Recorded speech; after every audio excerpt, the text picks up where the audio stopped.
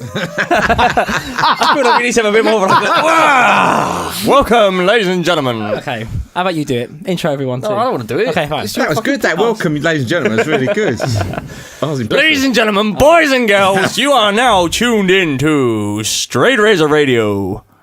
96 point bollocks. Yeah, I think James is doing it. Let me set a timer.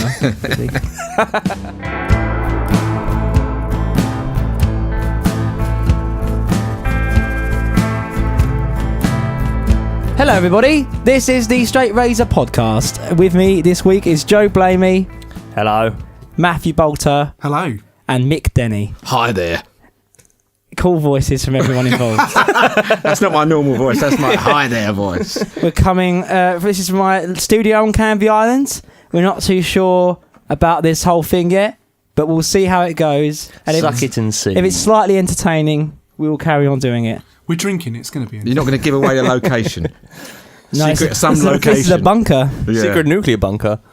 In the deepest depths of Canvey. The arse end of fucking nowhere. We're allowed to swear on this show. I wouldn't say that. Canvey's got a lot going for it. It's a holy place. So what do you reckon Canvey's got going for it then? Give me a list now. I want a top 10. I think the bleakness of the point. You're so arty. Does it help your soul? It does, yeah. And my arsehole. Arsehole, ASSOUL. Yes. Yes, nice. Yes. But it's lovely out there, the point. You like the point, don't you, when you go out there? I love it. Yeah. One of my most transcendental times of my life. Good word. Was driving around Canvey listening to Bob Dylan's "Saved," and it was this sort of gospel music. Why were you driving around Canvey doing that? Just some sort of punishment or something? No, just do it occasionally. Just drive. Yeah. You see? I haven't got disposable income to do that. Petrol to burn. It's that big gig money. Did you have your arm out the window and go down the high street? Strange enough, it was in the summer, and I did have the windows down. Oh, brilliant. Yeah, I was listening to the I'd like to have seen that. The wind blowing in your locks. Yeah. Was your hair blown in the wind? It was, yeah. This is imagery for you ladies out there. I'm worried my forehead's too shiny. You worried about that? If I'm worried To get some makeup on there. I think we should have spent some money. You see him right there. Like, some glare. Really It's because we just ate a Chinese about as quick as we possibly sweating could. sweet and sour sauce. Is this You got a leather jacket on. is this sort of conversation we came here for? Is there sort of... Yeah, we're just I don't wanna trying to get be slightly entertaining, slightly Oh, okay. talkative. It's all good. I want anecdotes, Mick. Give me some funny stories. Tell me about your time in Basildon. It's been there many times. Well, I've lived there for 40 years. In fact, the same house, everyone moved out, left me in there. That's how hard I am to live with. Your parents moved out of your childhood one house? by one. And then my brother moved out, and then it was just dark. me. Yeah. Didn't there's a funny story about the next door neighbour and her flowers, isn't there? And the Queen. Yes, well, one drunken night we fell on the flowers outside. She had a lovely flower bed, and they were all flattened. And it wasn't that fact me, it was a relation of mine. Is it the brother? The aforementioned. And then he tramped in the flowers, was at the door, and then the neighbour went nuts. But Evidence, isn't it? yeah, but they knocked on the door. I answered the door, standing near a load of flowers I didn't realise were there. And she said, "Did you realise this is the entrance to Basildon?" So, yeah, because it was on Lane and Link, you see. So it was. What was that point that you've ruined it? I've ruined it. We're in Basildon. The reputation of Basildon. It's because of you that I had to build that fucking great big sign that says Basildon. Yeah, the Hollywood sign. That was to counteract the flower incident. I thought we can't put flowers up anymore because that's just going to get demolished. The fact that sign still exists is baffling to me. Why? Who said yes to that?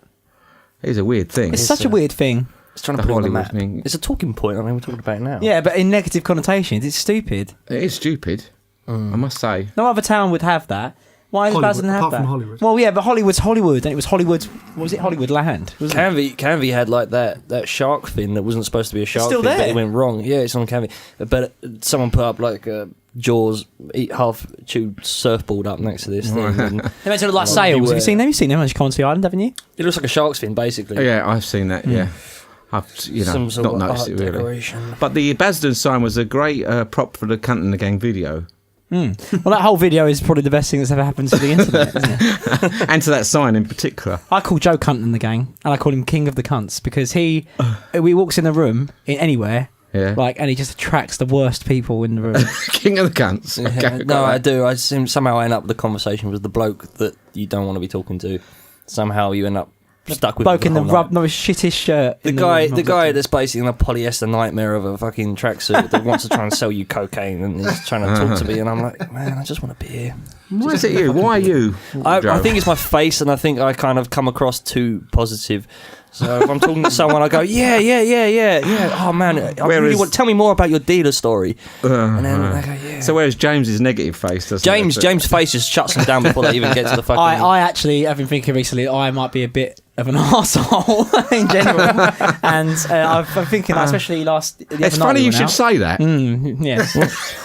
Yeah. But I don't know, just there's something I don't pander, and I feel like I give up on people quickly. So what you mean? You're like a Yorkshireman in Canby. In conversation, I feel like a day's off. I stick in there, and what it is, I go, oh man, yeah, like, and then the thing is, they sort of like connect, and then they connect, and then we're talking about like life, and then I know about their whole family. And you entertain these people. That's why you. Yeah, that's the thing. you I can't listen. walk away. I'm too invested in this story. I need to know what happens to his wife after she punched him in the head and walked off with the kids. I need to know what happens next. I can't walk away. I am impressed with you because we went to see the Hives. You gave every bum a fag that in the whole of Camden. I'm a good geezer. You must have got through 40 fags before you even got to the gig, just giving people fags. Oh, dear. Anyway, well, I think we should steer swiftly on. And let's talk about your track, Joe. Everyone here has a track from an artist, local or unsigned or unsung, and we're going to explore them. So, Joe Blamey, what is your track? Well, before we get too involved in that, I think first of all we should probably mention that we've got an event coming up, Straight Razor event on Canvey on the 6th of February, which is shaping up to be pretty good. It's the first one of our year. We've got Howling Black Soul, Chat Nebrano, and my band, which I'm picking today, is Harper. These guys are from Upminster, I think. Yeah. Sort of London-ish, and they're pretty You should know this. cool. You should have done the research. Yeah, well, I feel like I've known He's them gunning for from so the hip. long. Yeah, and I mean, we've known Matt and Dan. What's the drummer called? Band. So anyway, with Harper, we know Matt and Dan for years. In the first band, which was the 54s, who were pretty good, we really liked them. And then they split up and they decided to start some music again. They started up Lock Up Rock Records, which now it's LUC Records, which is like a DIY label, and they kind of do a similar thing to what we do here, put on gigs and entertain the bands. They were our inspiration. We just think they're a really cool band. They've got a really cool sound, really charismatic front man. The songs Nice hold hair. their own. Yeah, you've got a great image for the bands. You just sort of want to know them. You want to be mates with them. And so, I've never actually seen them. They're a very bandy-looking band, I think. yeah, Cool they kind dudes. of got They this look sort of right. 70s They're thing cool going on as well. dudes. Like, Have you got a photograph you could like wave? Yeah, or something? Wave it up to the I'll sun. edit a photo of Harper in now. wasn't that just beautiful? That's exactly what you mean. Fine looking young men. The likeness is uncanny.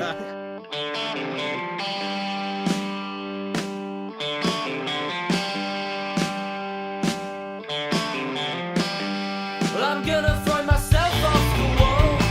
Don't need to think or no one's right or wrong. But if you knew the games I played, you'd call me a disaster and a liar. So try and hit me with a book. These roads could never cope with your good looks. And even on that eastern road, well, I slipped away. You're here always.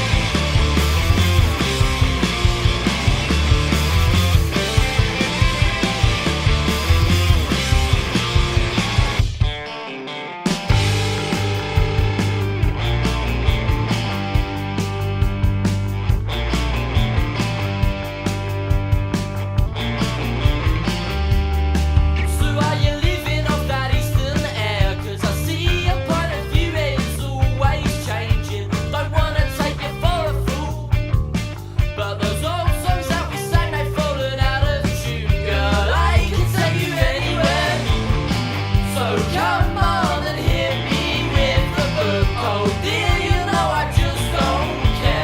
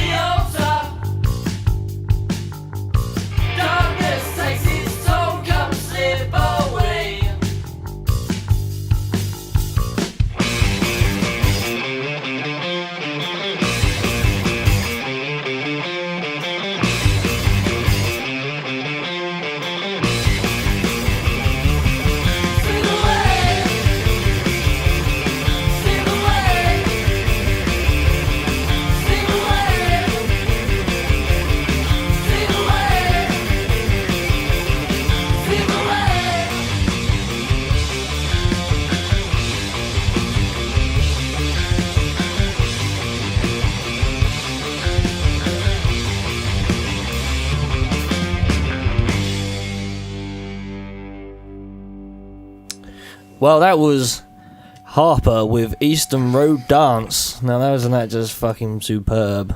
I really Very like it. good. We really enjoyed that in Very here. good. Very nice. Rocking. Kicking. Yeah, I really like That it. kicked ass. The last time we Did saw it? him was at Power Lunches, which has recently closed down, which is a bit of a shame. Is it actually officially closed Yeah, down? I think it went this month, but yeah, so they were really good. Dalston. Very rhythmic, that song, isn't it? Yeah, that's The why groove I is all like based it. on the Just rhythm. drives. I like songs that drive and go in sort of a direction like that. Sort of like riff Joe likes a based. riff I like that's cut up with drums that carry on. Yeah, I just like Do you know what I mean? driving So the drums. riff's like You are a bow, drummer. bow, bow, bow. I am a drummer. Yeah, I am a drummer, so that's the main thing I listen to. Yeah. But I like drummers that kind of play simple sort of stuff, like you could, like your drummer, really, like Will, because He is simple, yeah. No, cheap shot. Oh, see, he just walked into that one. But I can clarify. He's simple. yeah, we love Simply Will. brilliant. Simply But I Yes, like simply drummers. brilliant, yeah. I like drummers that don't go over the top with the style, but they just like to play, keep it simple and just balls Yeah, out yeah. power and energy. And I think Yeah. Will really Yeah, He does, encapsulates he does. that. Yeah, yeah, cool. Nice one. Anything else you want to say about Harper? Harper are great, and you Say can listen they're to them gonna be more. playing? They're going to be playing at February 6th. February 6th for the Haystack for our Straight Razor event, and it's superb. So you should go check them out on the Facebook, which I'm definitely not just searching for Harper here. Band UK. Harper on Band SoundCloud and on Yeah, Harper those Band things. UK. But yeah, sorry, Matt. I'll apologise to you when I see you for fucking this up. But they are great. Here's the poster for the event. Oh, magic. Oh, it's what a here. brilliant poster. Love it. So anyway, I Steve didn't do Dean Weston anything. is the guitarist in High Low. If you like High Low, they're very good. He's also the owner of Ray Gun Effects, which make local effects pedals that are amazing. Great value. blimey. They're amazing. So yeah, he does the designs as well. He's an all rounder. He's one of those guys. I think Southend have a backbone of blokes that you Yes, go to. that actually would. He is. I agree. He does sound Chinu sometimes as well. Blimey. He's a right all rounder. Multi-talented geezer. Yeah, and he does all their recordings, all the High Low recordings, which are great. See, it's really weird because now we've got these headphones on. Like, I can pretend to be in your mind. You're always in my mind, Joe. Scary. Scarily so. Yeah. Anyway, let's move on. Matt, you've got a new album out, or nearly out, very I close have. to coming out. I have, yes. Why don't you talk to us about that? What do you want to know? Where you're releasing it? Okay. Well, I did a great solo record. If you do say so No, yourself. yeah. It took me a long time. And I agree. It's great. Not my words. I put that on the blurb. Great solo record. Me. Yeah. No, I worked with some great musicians, and it's called With Wolves the Lamb Will Lie, and it's being released on the 29th of January, 2016. And the artwork was done by Mr. Rubbish. McDenny. who's Rubbish. sitting right next to me. And You should have gone to Steve Dean Did Weston. you read that review? Yeah, and there are reviews. The that review gets mention- and just goes. The first couple of parts about the cover. Yeah. Well, it's very good, Mick. So Oh, yeah. Was that we saw that the other day, wasn't it? You got it on vinyl as well. Yeah. wasn't it? Yeah, that's it's right, really yeah. good. So Yeah, nice. it's nice. Do you want to see the Good cover? album. It's on now. Oh, there it is. It's gone. It's gone now. Beautiful, wasn't it? It's back again. Oh, right, it's gone. It's gone. It's gone. I'm making more work for myself by doing that. the future James Clark will just be going, Yeah. you stupid. Go to bed. You can have it like spinning. Oh, no. Yeah. Now it's going to spin in. Oh, I might not have that effect. I might not have that effect in the library, so we might have to see about You know, that. like Superman when they have the headings of the Yes. newspaper and it goes. Or The Simpsons when the newspaper comes in too. Yeah. Yeah, and you're launching it in London, aren't you? I am, yeah. I've got an album launch on the 18th of February in Dalston, trendy Dalston. I'm going to come. I was going to ask. Now, ain't that good? Ain't that good, James? It's a good album. It's nice that we started this first podcast. Though. It's utter filth. Well, That was a bit of a declaration more than anything else. you set us up there, really, didn't you? I said it. I was like, oh, maybe they'll leave it. But anyway, yeah, let Matt promote his records. Yeah, go on. Yeah, it's at 18th Feb, and it's at the Servant Jazz Quarters in Marvellous. Dalston. And I've got a whole host of very special guests coming from all over the country to come. Did they play on the record? They did. Oh, brilliant. So it's going to be. Great. I was going to ask you if you wanted to go. Mick's jazzing, aren't you? I'm jazzing, yeah. I got tickets before I knew this was on to see Wayne Shorter at the Barbican with the drummer Will we was talking about. Oh, no. Yeah, so it's He's not coming either then? No, but we might be able. I don't know if it's going to be a late one because he might jump down afterwards. Do you reckon? Well, I like to go to bed early, so I'll probably it'll be wrapped up by 10. Well, we might sneak into bed with you and then we'll talk about it under the duvet. How was tonight, darling? Yeah, sing us that song again. Matthew Bolter right here. He recorded here in this very room. How did you enjoy that, Matt? I loved it. It was me, you, and Samantha Waits. When was that? Don't ask me. Probably a It year blurs ago into now, I one. think. More, yeah, maybe more. 2014, I think that was released. Oh, that you're right. It record. was summer. But we recorded an EP, and we sat here, and you filmed it, and you recorded it, and we released it, and it got some great reviews in various it? things. Yeah, it got reviewed in Folk Radio. I think I kept track UK. of some of those reviews. Yeah. A lot of people record with you, James, because of the high quality you provide. Yeah. And I don't record with anyone else. And free tea and coffee. Yeah, free tea and coffee. My doctor recommends I record at Street Ridge Studio. Yeah, no, Ample quality. parking. It's quality recording. I can remember your first recordings done around your old house when you was. I think it was about 9. I've got that desk over there that I used to use with you, and right. it's a piece of shit. Were you really 9? I wasn't 9. Where he was very young. It was a child genius. 2010, I think that was, Mick. How did Yeah. you find working with Mick? Was he a good I artist think that to work with? The or- biggest thing about Mick is how he's developed over time. Right. Okay. Do you not think, Yeah. Mick? Sounds like a From school the very report. low beginnings, yeah. From awful dredge. To mediocre. So did you coach him, mediocre? Mick? Did you coach James in the art? Oh yeah, I knew all about sound. Yeah. No, I didn't have a clue. Well, And, didn't Mick nearly end James's recording career quite quickly when he nearly managed to wipe out £300 worth of gear? Yeah, he Just put 'cause it of his on. dodgy DIY. Yes, What? Oh, yes, this is the whole thing. Tell this story. he came round my house to do some recording in my house because we wanted the intimate scene, with the old. Mick thought that he performed very well in his little room, his studio Yeah. room. Oh, okay. Yeah, phenomenal. And then there was a little shelf, but I did put it up. But I did not very good By with the shelf, screws. he means he had a bit of wood with some L brackets. with not enough screws in. And the L brackets, so you got the shelf is this long from here to here, and the L brackets went to there. So all of this was just completely unsupported. And I say to him, right, that looks like a great idea because it's sort of the right amount of room to put my speakers and my laptop on and sort of be comfortable. I could put a chair there. And he went, oh, do you reckon I'll be right? He went, I put that up today. How dare you insult my shelf? It's perfect, obviously. Yeah, And then about it halfway went, through a take. it went crashing down. Oh no. But also, James very scared of spiders, and I remember during the vocal take, I was looking down, Oh, yeah. and this massive spider came out. It's going, well, I don't mind them, but I didn't want it coming up my trousers when I was doing a vocal take. But I thought, I'm not going to give up this vocal take because it's going to be pretty cool. And then it was coming towards me, and then we finished. I went, phew, that was that spider, and then he went, ah! Like a, Big spider. yeah, it was Big like scream. it was like Thomas, standing in a chair. Thomas. It's terrifying. It was, yeah. But then they all smashed on the floor, didn't it? Yeah, All a big dent in my MacBook and the speakers speakers were were knackered. What happened to the spider? Still lives there, isn't I it? guess kill maybe it? I don't kill them, spiders, No. because they eat bugs in your house. So it's a good thing. Mick's one of those very annoying people that like spiders, even though they're universally hated. If you put conkers in the corners of your room, that gets rid of spiders. Does it? Try it tonight. Try, yeah. That's really ridiculous. Email now. Matt Fact 1. Yeah. Recording tips like housewives' towels. That sounds like doesn't really sound. I heard another housewife's tale actually this week that if a cat or a dog sits in front of the fire with their back to the fire, it means it's going to snow. Really? It's a lot of bollocks, isn't it? Yeah. I heard that if cows lay down, it's going to rain. No, that's true because they protect the grass underneath them, Why? so they can eat it and it's dry grass. What's wrong with wet grass? I don't know. What are their preferences? prefer They're wet fucking grass. cows. Cows have 4 stomachs. We just see all this fact time. You should And have multiple a fact udders. Fact.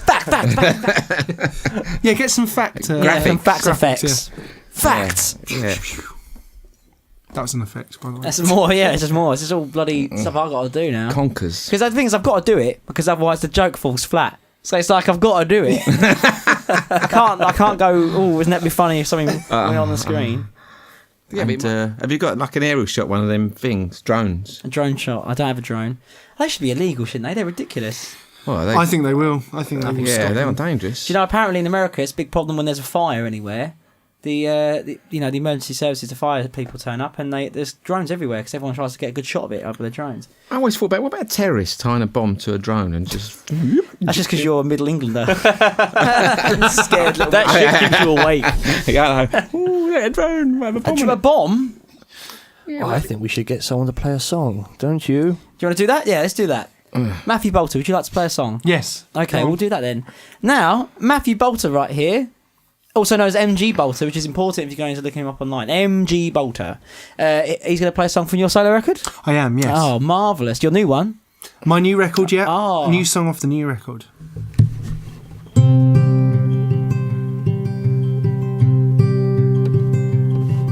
I shared my friends to go dancing, to go out dancing alone. For one day the waves will come at once, brother, take you onwards to where you belong. Every day there's a man at the station, and he stares at God in the branches. Every day he cries, every day I walk on by. Is it not enough to see the face of God?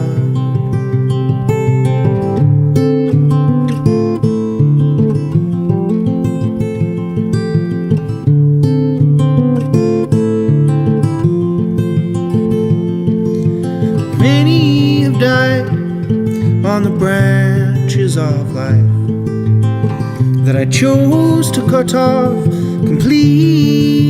Oh, you see, they hung there tangled up in the hair of other dreams and false memories that I harbored for long, letting each flower in turn, but they were lost, and ultimately these branches and leaves, woods and trees, were my own worst enemy.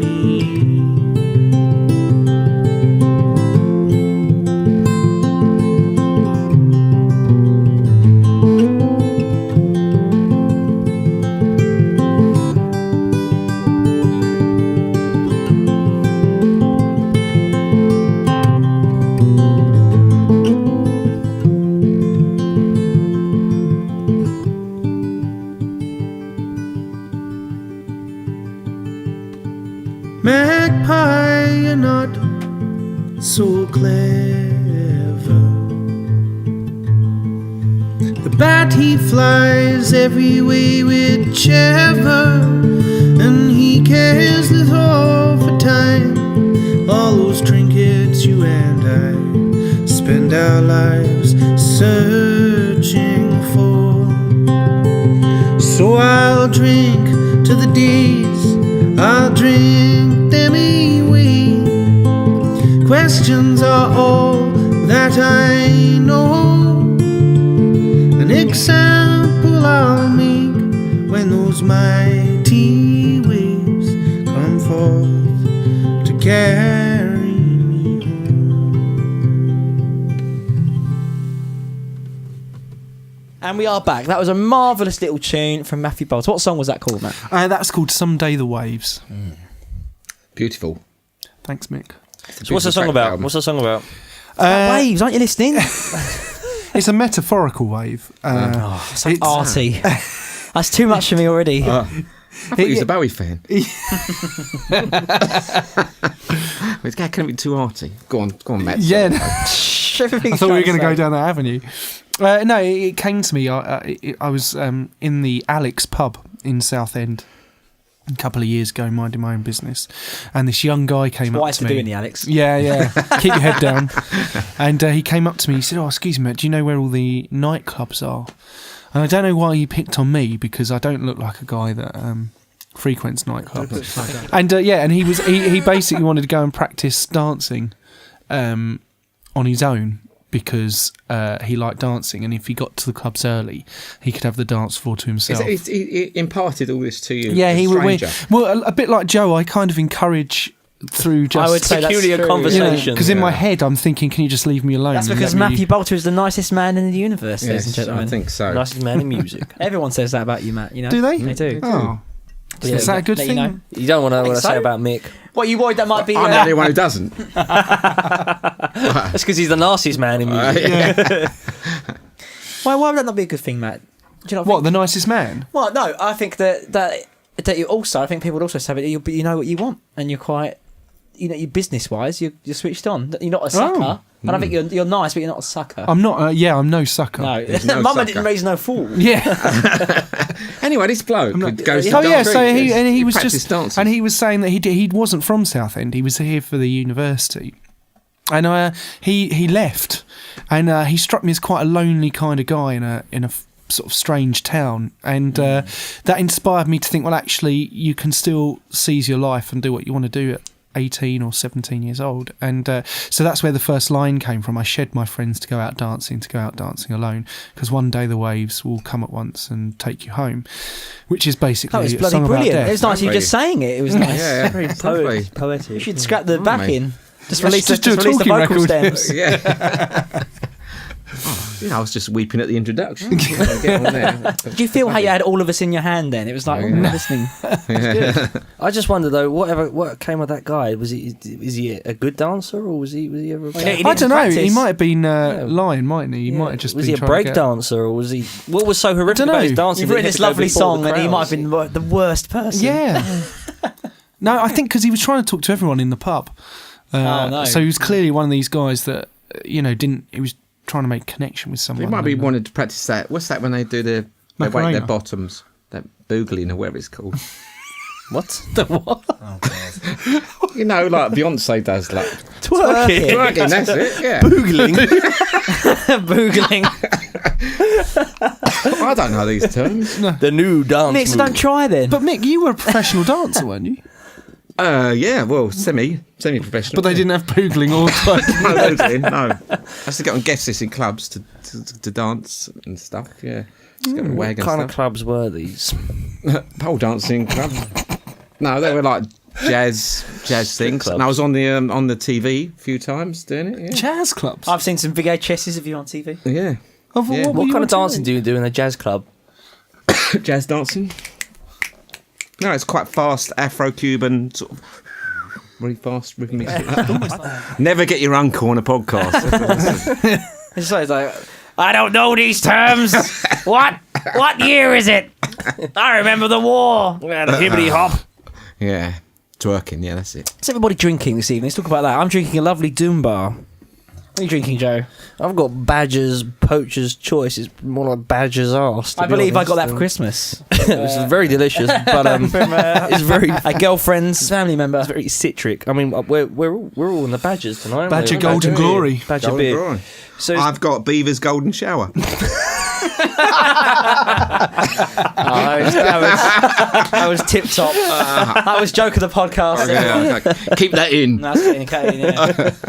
But I do say it because your auntie, my wife, Where's this going? No, she. Oh, a terrible segue that was. Badger's Golden Shower into No, your no, auntie. Beaver's Golden Shower. Beaver's Golden Shower. But she goes in the fridge sometimes. I said, what beer do you want, Mick? What? And she's leaning over in the fridge. And I go, got any Beaver's Golden Shower? She goes, no Beavers. Can't see any Beavers. She's lovely, though. What I would like to know here is what is your opinion on drinking before you play? Now, I'm always in two minds, whether too much and I play too fast or too slow or too terrible. But No, if I you're don't not. have enough, You're I neither don't of get- those things. It's all round bad. if I don't drink sometimes I feel like I don't really bring the party, you know. Agreed. And this isn't sound You like need I have to get a over the problem. nerves, don't you? That's the line. But everyone toes. You have to get over the nerves and be fun, but not be too pissed that you are rubbish. And there's a fine line between. Rule of thumb is that. 2 pints. I think 2 believe. pints is. I enough, yeah. never drink Never before I drinks, go on yeah, I stage. know. Ever. After then. Depends if I'm driving. Oh, really? But Do you actually go? I sing very high, Okay. and I once got tonsillitis, and when I drank, I lost the high range, so I just get nervous and ride it out. Oh, okay.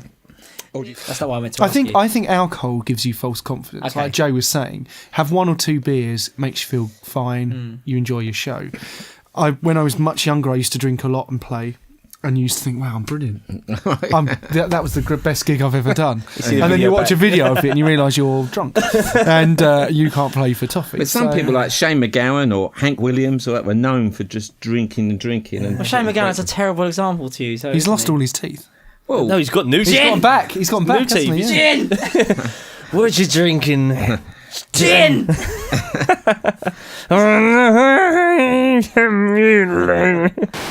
Drinking water right now? No, it's gin. Oh, gin. You like sit down? Okay. I don't want to sit down. You want to do the interview standing up? Yes. Okay. Well, Sunshine. but when he was younger, he would get out of his nut and sing. It was great. Yeah, but it developed into a terrible smack habit, didn't it? So. Well, I'm just talking about initially. Yeah, but it's a bad example. What I'm dude. saying is, there are certain people out there, like our friend Phil Burdett.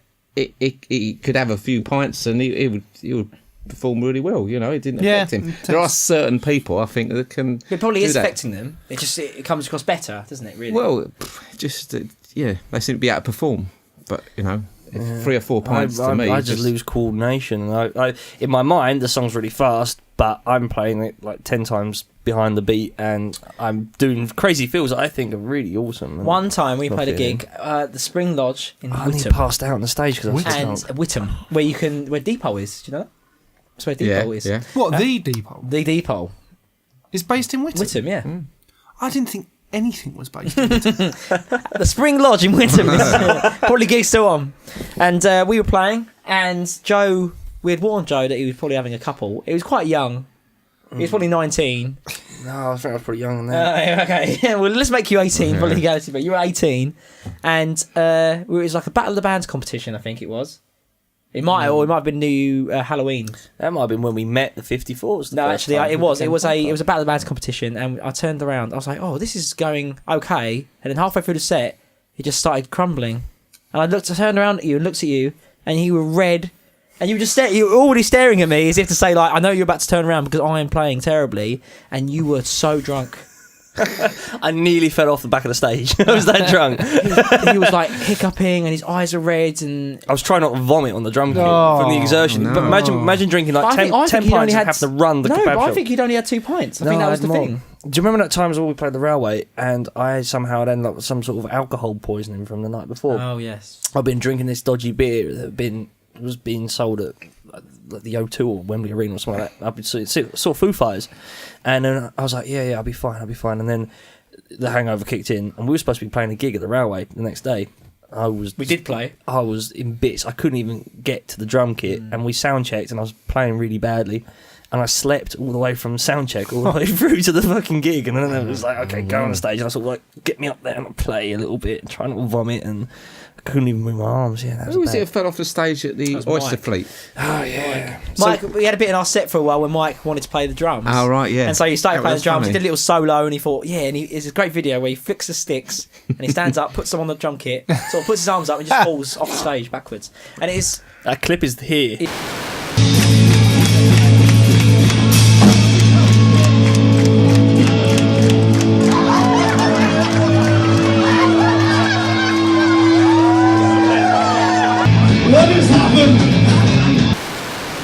So what's the worst thing that's happened to you on stage, mate?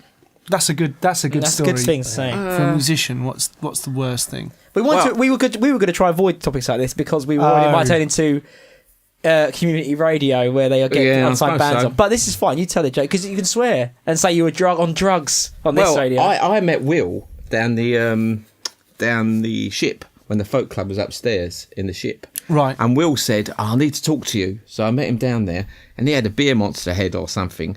So I just had these 4 pints really quick. Beer monster head. You know, he wanted lots of beer. Oh, sorry. Yes, right. He was in Was the it mode. that He was in gear. I didn't know what you meant. Yeah. So I had I thought you meant he was in costume. Like the honey monster. No, he wasn't in any sort of costume. Okay, sorry. Okay. So we had 4 pints, and then someone came running downstairs, said, we're short of floor spots, you need to come up and play some songs. And then I just had these 4 pints really quick, and the words would not come to me. Were you not meant to perform? I was possibly doing a floor spot, but It wasn't wise then, was it? no, it wasn't wise. And I ran upstairs, and then the words and just froze. And then I said, I can't remember this song. I'll do another song. And then I froze on that song. And then I just went, I've got to go. I think you did the right thing. Did you get a round of applause? Well, people were laughing their heads off. But Have you ever seen someone bomb like that as well? Have you ever been at a gig and seen someone do that sort of thing where they forget the words? at the folk club loads of times, but not it's not in a major it's gig. not a harsh environment, that is it? Well, not as bad, but like a proper like gig. Oh, it's terrible, isn't it? When you see a solo person bomb like that. It's so bad. I mean, I've done it.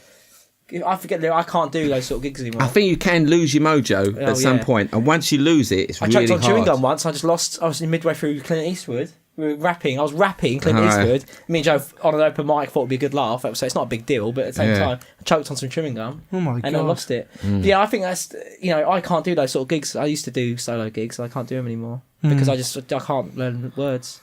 Yeah, it is a problem for me, words. But I've learned techniques of getting another verse or going. With singing, is it like muscle memory? Like when Yes, I play drums, it all is. comes to muscle memory. But is Yeah, I think the trick, if you start thinking of the line, head of the line, you're going to sing, and then you never seem to happen to you, Matt. I feel like you're like a CD. You are. Yeah, well, yeah, I know my material, but I do fluff lines up. But I remember when you played in it, because you have only the word fuck comes in one of your songs. It is, yeah. And you had to play in the church. It's fucked up, isn't it? Yeah. And you had to play in the church, and we was all on the road thinking, is he going to say fuck in the church? Is he going to say fuck in the church? We was all very excited. And you didn't. You I didn't, no. I moderated it. See, I told you, the nicest man is something. mucked up. Yeah. That's terrible. if That is not nearly as cool. if there's children in the audience, I wasn't feel any bad. children, but You it said was a messed church. up. Mucked just sounds like your arse answering fuck. Did you say mucked or messed? I can't remember. It was all... Sell out. I listen to Matt's first solo record all the time. It's one of my go-to albums. it's You gave brilliant. me that vinyl for free. Did I? You did, because you opened for us once at the railway, and then you said, "Have this." For giving me a song. And I listen to it all the time. It's it's very gentle and nice. It's without being silly, funny. It's not about necessarily the material. It's more the mood it sets. Yeah. What are you saying? But you know what I mean? I really like the Streets original Parliament material, but I don't want to put that on in the morning. Yeah. Oh, well, that means a lot. That's Thank all right. you. That's fine. It's just part of the mood you set on that record. It's very. Do you put mine on when you have a poo? I do that if I need to get out of bed really fucking quickly because I can't fucking Get stand this anymore. Fair dues. Your words. I didn't say anything. No, of course not. So Bowie. Bowie.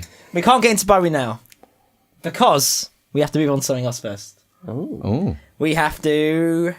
Oh, he's whipping something out. Yeah, what? No, my headphones are broken. I thought you was going to review We have to. No, anyway. 2 free tickets, too. Oh no, my headphones are completely. Oh, wait. Your challenge is to run around Canvey, do a naked mile. No, that's not what I was going to say. My point was jazz going to be dance. that I think Matt Bowie should play his song now. I think he should pick his track. Right. Well, I was given the task of finding an unsigned band or a known band, and I kind of cheated. I've picked a band called the Cairo Gang, which is essentially a guitar player called Emmett Kelly, and he is the guitarist with Bonnie Prince Billy, but he does his own things under the Cairo Why Gang. is this a cheat? Because it's not really a local or unsigned band, because he's Well, signed and he's quite a Undiscovered successful guy. Is he really? But he's successful in my eyes. Yeah. I mean, he's no David Bowie, but He's alive. What is that? What was that? Why did you have to interrupt Yeah. his amble? Sorry, okay, I can't. It can only be me. I can't. I want to be someone else a lot of time. I can only be me. That's a good quote. I want to be somebody I else. do want to like- be someone else a lot of the time. But I can only be me. Oh, Matt, I can hear you singing it amazing. already. Yeah, I I can can hear it. only be me. You get a co-write on that. We'll do it. Yeah.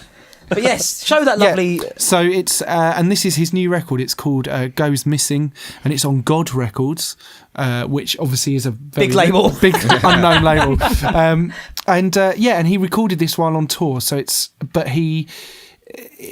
sounds like the Birds. It's very sort of psychedelic, but the Birds as well. And the song I've picked is called Chains. Should we ever meet? Please make it discreet. Should somebody follow you on your way to me? On your way to me, it'd be smart to devise a quick way out. On your way to me, be entangled in your own way. On your way to me,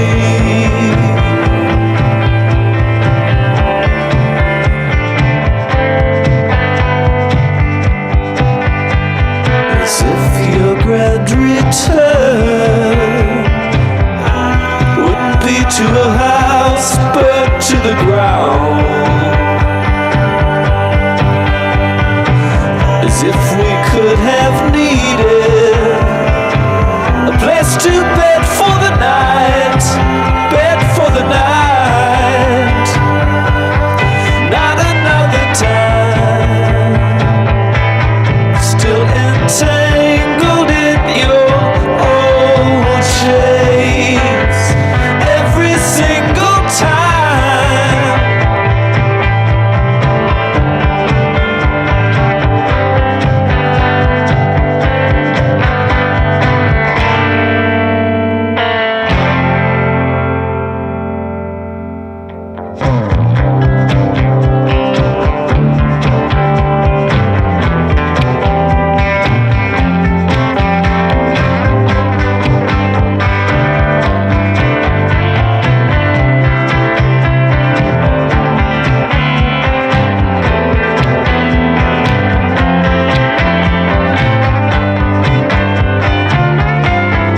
Not another time, still entangled in the old chain.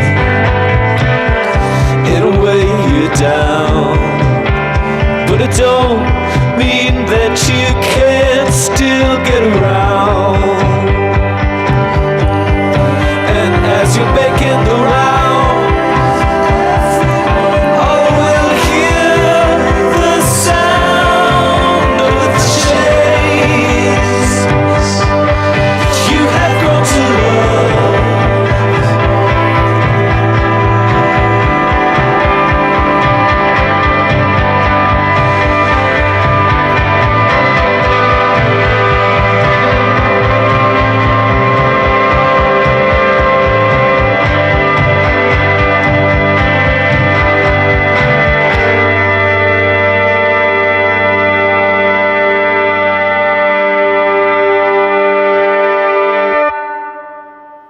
Wicked. That was Matt's choice. Go for it again for us, Matt. It's called The Cairo Gang, and the song was called Chains off their latest record, Goes Missing. Even though it's called the Cairo Gang, Yeah. is it a band or is it one guy? It's just one guy called Emmett Kelly, who is a guitar player who I found through Bonnie Prince Billy. He's the sideman to another American artist called Bonnie Prince Billy, and they did a record together probably about 3-4 years ago, and I saw them actually with the Trembling Bells. We were just talking about that, Emmett Kelly, Trembling Bells and Bonnie Prince Billy at Shepherd's Bush Empire. And he's a really interesting musician artist because he plays different styles of guitar. So that song, it sounds very sort of Birds, psychedelic 60s kind of thing, but Straight rhythmic.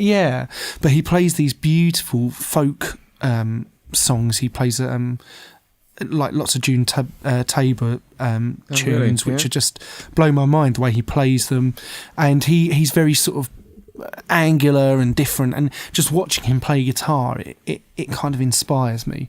So It's always a bit. Yeah. I think I search for people that do that to me as well. I just find people that do different things.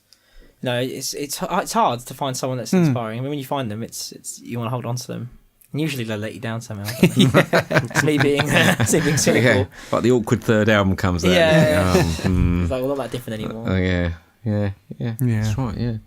So who else are you into at the moment? And you got the Cairo Gang, but who else you listen to? Well, on my record player at the moment, I've got quite a selection. I've recently bought the new Jeffrey Lewis record, and Yeah, Jeffrey I've got that Lewis, as well. yeah, Fantastic. we've been talking about that. Yeah. He's a phenomenal singer, songwriter, It's like the folk. gentleman you showed me and Joe the other day, was it? I think it was. Yeah. Manhattan. It was called. Yeah, that was amazing. Yeah. That sounded really cool, didn't it? Yeah. Really into Brilliant. And album, mate. he's got a new record, and I think we all endorsed that. yeah, Jeffrey Lewis. In his band is called Lost Bolts, yes, which is and your bolts. It's your nickname. Yeah. and I played a gig with Jeffrey Lewis, and he high-fived me, and All right. I thought that was much credit because not many people want to high-five me, but Jeffrey Lewis wanted to high-five me. He high-fived you after you saw you play. No, he That was awkward. I saw him on the street afterwards, and I was just going to go and see The Fall, Okay. the band The Fall, which is a story in itself. And This he some was time ago then, or yeah, this was about 3-4 years ago. We were playing a festival in Wakefield in Yorkshire, and Jeffrey Lewis was standing on the corner, and we went up to him and we were like, Jeffrey, and the guy I was with is a promoter, and he puts Jeffrey Lewis shows on in Leeds, and Jeffrey was like, oh hi guys, and he was very familiar and happy, and I think he just wanted to hang out because he had no one to hang out with, and he was standing on a corner in Wakefield on a Saturday night. And if you've ever been to Wakefield on a Saturday night, you do not want to be standing on a corner on your own.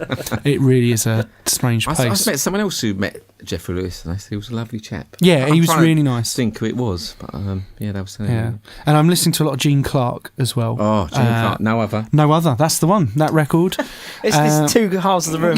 Yeah. I feel like. Going, what are they talking about? Have you got the one with the outtakes at the end? The Yes. acoustic outtakes. Yeah, The yeah. acoustic outtakes are fantastic. So yeah, what else have I been listening to?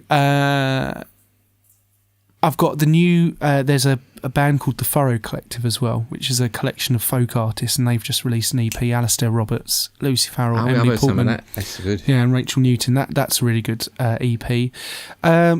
Yeah, that's mainly what I've been What are you looking forward to listening this year? Anything on your radar? Do you like to be surprised by things? Do you actively seek? I do. I like to find new stuff. I'm a big record collector. I do like buying records, so I like to go and sort of trial things out and see whether I like them or not. But I have to be honest, I don't keep up to date with what is coming out. So I tend to find out the people I really like and follow. I tend to find out that they're bringing stuff out. But yeah, just what I go into record shop, see what I can find. But I don't know what's coming out this year. There's Anything, nothing. Joe? Anything you can think of? I'm thinking of New. I tell you what's coming out. New Last Shadow Puppets. Oh, okay. That's on my radar. Yeah. I was a bit. Do you know Last Shadow Puppets? Yeah. Nick? Yeah. Yeah. Yep. Are you familiar? Yeah. Yes. I was very skeptical. I was skeptical about them because I hate the first album. Really? And everyone says that to me. I don't hate it. I never got on with it because it wasn't the Arctic Monkeys at the time. Oh, Because it came out really when the Arctic Monkeys were really. It was hitting after the it second off. album, and it was like, they were just. I mean, after the second album, they were like still very much Arctic Monkeys, that very like first album vibe. weren't they? jangly guitars. Yeah, they're still like young kids from Sheffield. And they brought out this album with loads of strings on it, and I didn't like it. 'cause I roll was- neck jumpers. Yeah, I just wanted guitars Yeah, and stuff like that. Yeah. But I probably Was it give it a revisit influenced by now. Richard Hawley and stuff like that? Well, exactly, all that stuff comes from that way, doesn't Yeah, it? Sheffield to the So big I strings and stuff. I yeah. wasn't into it, but then this new song they put out, Bad Habits, I think is amazing. I think it's so good. I've been singing it constantly. No, it's really good. I'm excited to see where it goes because also these people. It's the Arctic Monkeys album we wanted Yeah, out of AM, I think it is. Yeah, because AM's a cool, chill R&B record, R&B, isn't it? Yeah, I think these people are so huge in sort of popular music that whatever they do, it just moves music in that direction. That's so true. Like popular music. I mean, obviously, folk it probably doesn't come into that far, but if you There's not many listen bands to- that do. That's why people like the Arctic Monkeys. If you think about like local guitar bands after 2009 or whenever, 2007. 2006. Yeah. You know, you can't get away without being compared to the Arctic Monkeys in some way. We get it all the time. But that's fair dues because everyone was being the Arctic Monkeys. Everyone gets that. But the thing is as well that, but then they'll throw in something. They've always, every album's always completely different, which is Yeah, but really they got. If you're that big, you can reinvent yourself, and you know you can have the sales. They've done And nearly that's what every I'm saying. album. Yeah. They've done And exactly you every take album. music in that direction with you. And they just move, and then that's. But sometimes it electronic. can work in some ways. They move in a direction that's not great, but everyone buys it anyway Yeah, just because. But that's it. But that's interesting because there's not many bands, I don't think, not just gone and on about the Arctic Monkeys. Like yeah, but you got Radiohead sort of But I reinvented don't think they themselves in take a lot of ways. music with them. I don't think it influences that as deep as. Maybe not that now. has rubbed I off mean, slightly. we're talking. That's nearly 30 years. Is that because you think maybe a lot of bands can't emulate what Radiohead can Yes, do that's as what it opposed to what the Arctic Monkeys can do? And that's playing devil's Yes. advocate because I think, you know, a lot of bands maybe can't get that pathos that Radiohead can create. I don't know. But if they get an arty crowd will always be looking for something different. If you're very commercial, the commercial people just want the same thing over and over again. I always think that. What bands do you reckon that are huge, past or present, that wouldn't make it as today as like an unsigned band? So you know, who would be really awful? What do you mean? Like take their last album if that was their first you album? say that. See, and you listen to, you think, if you say you was down the pub around the railway, Radiohead. you're having a beer, and this bunch of blokes turn up with all women, plug their guitars in and start playing. You think, what the fuck is this? I mean, Yeah. but if you were, I don't know, if just because they've already established themselves, you think, oh yeah, I'll give it a chance. But Well, Foo Fighters, if they put out that album, that last album, Sonic Highways, I probably would have gone. Who are these? a Who bit of do an they think they are? anthemic Yeah, I mean, rubbish band. Yeah. But you get a band like say Joy Division. After Ian Curtis died, the New Order already had a following to do their electro. But isn't that interesting, the things that aren't they that probably great? couldn't have done that. Yeah. They probably couldn't have done it without that inertia, with that backing, that support. They couldn't have done that. That's strange, isn't it? So Yeah. it's do people really enjoy it? I suppose they do. It's weird, isn't it? Yeah, but I love the early New Order. I don't like the You later can't stuff forget so much, but- things you've heard and experiences you've Yeah. had with that, can you? So Yeah. it's- yeah. I was always thinking as well, going back to this Arctic Monkey thing, but the NME were behind it so hard, really, really, really, really, before anything had even really happened. But they were like, oh god, this is going to be the best album. Do you think that people take that and can sort of almost feel like it's going to be the best album? It's always Yeah, yeah. number I one. just don't believe the hype in it. That's why they say Arctic Monkeys say Yeah, all the but time. I mean, you couldn't get away. The NME wasn't worth reading in the weeks building up to this album launch because it was just fucking Arctic Monkeys. Everything. It was I think business is business has a lot to play in how successful music is, and I know that's a deeply unpopular viewpoint, but that's true. Isn't it's it? films though, as well, isn't it? It's everything. Yeah, It's like the same thing. any artist who is making a lot of money for a record label will be subject to some form of discussion about how their music is managed. So Radiohead are probably in an enviable business Well, they can do whatever situation, they want. whereas actually people buy their stuff because they're not seen as commercial. So that means that they can't actually release a commercial. They couldn't write a pop tune. If Tom York was like, you know what, I just want to write 3.5 minute Creep. 3-chord track. Yeah. He couldn't do that now, I imagine. They'd struggle with their It's their weird though, business 'cause, model. I mean, I could So- talk about that forever, but In Rainbows was pop songs. It was like guitar based band music. Well, see, I know nothing about Radiohead there, you Yeah, see, so it's really interesting. I'm talking out it's of the my whole depth. thing where and that's I think that's why I think they did that. They released In Rainbows, which was like guitar driven, back to basic stuff. Yeah. It is the best album they've ever done, but it is for people making music with minimal electronic input. And then they do a greatest hits tour. Their tour they did for that was In Rainbows and the best songs you want, including Creep. And then they just went completely off the deep end after that. It made. Yeah, but they are a sort of art band, aren't they? Their fans expect. Just put it back to Radiohead again. We're back in. Yeah, there. no, but what I'm saying, you get someone like David Bowie, we were talking about before, who reinvented himself many times, but I think he had an eye on the commercial quite a lot in his reinventions. I think he's seen where music's going and he think this will be successful. Well, he was. In this week, watching interviews just randomly pop up with him, you just see what a switched on guy he was about many things like the internet and Yeah, he was very switched on. He was ahead of the curve all the time. I mean, that's where you get the commerciality and the art. Where's the commerciality? Where's the art? And how 'Cause great they're different of a things. businessman is he as well? Yeah, I would say he's a fantastic businessman. Very commercial, very sharp, very intelligent. So, But it's okay. It's okay. Yeah, to, I'm not to, saying to that's understand bad. what you're doing, isn't it? Yeah. yeah. Some people do things not for any commercial. I mean, if you look at early Nirvana and stuff, I don't think Kurt Cobain really did want to be commercially successful. I He wanted to be He didn't like successful. Nevermind stuff. Yeah, he wanted to always be hear about that, don't successful you? to a point. He just wanted to be an underground band, the best underground band. And when it became overground, he didn't like it, and he proved it. I always worry about. I've never really looked into that. I always hear that Kurt Cobain feels that way about his music. Well, I think there's two sides to that. I think because people always say that. part of the reason why he aggressively pursued major label interest to a degree, but then I think he didn't think he would be the best of the labels. No, he didn't think it'd be that thought big. he'd be and they did the was biggest band in the world. biggest small band in this thing. Yeah. So, I mean, that's a huge debate that maybe we don't want to get into in that route. Yeah, Well, I'm just saying that there's two sides. The commerciality, like someone like Madonna is totally commercial, and she'll reinvent herself, but it's a package thing from a bit. Well, I see it as a You business say thing. reinventing. That is just what is hot at the moment. Madonna's got to do it. Isn't it? Yeah. But I think as well, going back to your original point of which bands wouldn't make it and which would, I think it goes back to, like, if you're looking at bands in the 60s and the 70s, probably 90% of those bands would not make it now, because in the 60s and 70s they were allowed 3 albums, 4 albums, 5 albums to get it right. And I think if you actually use today's way the music business works, which is in that really upper echelon, high turnover kind of music, if you're not a great success straight away or very soon after, really a label can't afford to input cash into you. But Fairport Convention, for example, they wouldn't have made it. Yeah, but Fairport Convention was like a super group of super folk heroes. But they already. wouldn't. That they weren't making. No, they lots weren't of making cash. Yeah, and I think they were developed over time, and all these artists were developed over time. Nick Drake, his first record sold nothing.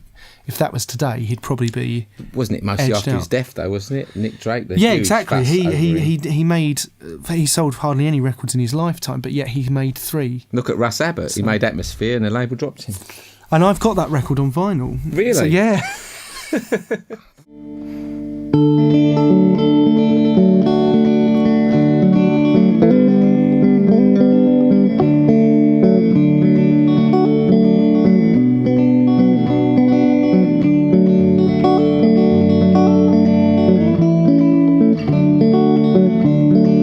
Dandelion snow in the blinding heat, dirty little wishes blind down my street. All those dreams, where do they go? Lost in the heart of the dandelion snow. Going to the Northlands, to the winds out. Ice goes deep, and the birds they prowl away from the grass, the greenwood glade, where my love and I had lain. Dandelion snow in the blinding heat, dirty little wishes going down my street. All those dreams, where do they go? Lost in the heart of the dandelion snow. See the dead flowers, rotten leaves, lay all around where Molly does grieve. Don't look back, just move along. Follow the rhyme of the dandelion song. Dandelion snow in the blinding heat, dirty little wishes blind down my street. All those dreams, where do they go?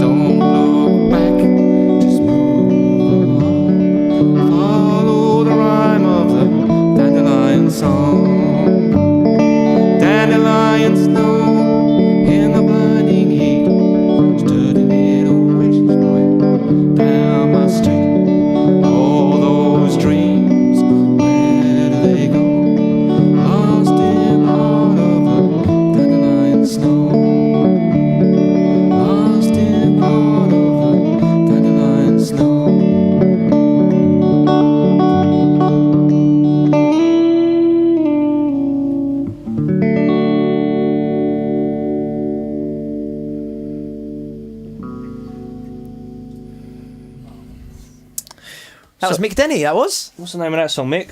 That's called Dandelion Snow. Yes. What's it about? It's not anything particular, but it's it's Very it's a nice bit of- imagery. It's very nice. Yeah, I think it's like those 6-week holidays you used to get. You always remember them as when you were a kid, about 14. They was always hot, weren't they? There's Go on always forever. dandelions flying around. But it was always tinged with sexual frustration. Because at that age you have these... This podcast is going to be used as evidence. No, I'm just... The Leveson Inquiry, no. or whatever it is. Hear me out, lads. Hear me out. Let me explain my position. Well, it's just... yeah, you have a great time and stuff, but when you're like 14, 15, the hormones like racing round you, and hence the line, dirty little wishes.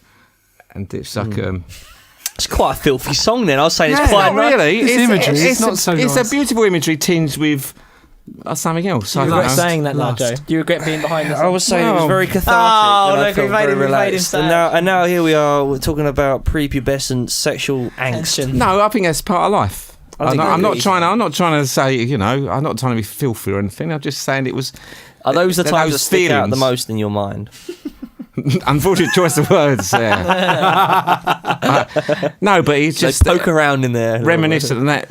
I just just here's the imagery. That's the imagery that. I've Yeah, just no, got it's a it very from. nice. It's a very cathartic guitar. Yeah, I mean, very but relaxed behind apart from it. that, obviously, there's a lot of because I'm a bit of a folkie. There's a lot of a folky ideas there. Greenwood Glades and stuff like that. How and did you get Maidens. into folk music? Because you've always been a bit of a punk rocker. Yeah, it's not such a big leap because a lot of punk rockers like the Pogues and people like that, where it's a free cool trick basically, and the traditional songs Also, they've they're mixed. just singing about things that are, Yeah, relevant that to real them. things. That's Yeah. right. But I did, I started going to the folk club, when I was quite a bit older, really. But when I suddenly went to a folk club, everyone's singing along to the songs. It did totally freak me out, And there was a bloke in the top hat with a feather in it, and it was like really odd. And I didn't go for another month, and I went again and again, and over the years, Got I to just say got more. that I think the folk scene in Essex is huge compared to any other. Well, we scene. don't have I any mean, big folk festivals. I mean, the Lee Folk Festival It's is the largest.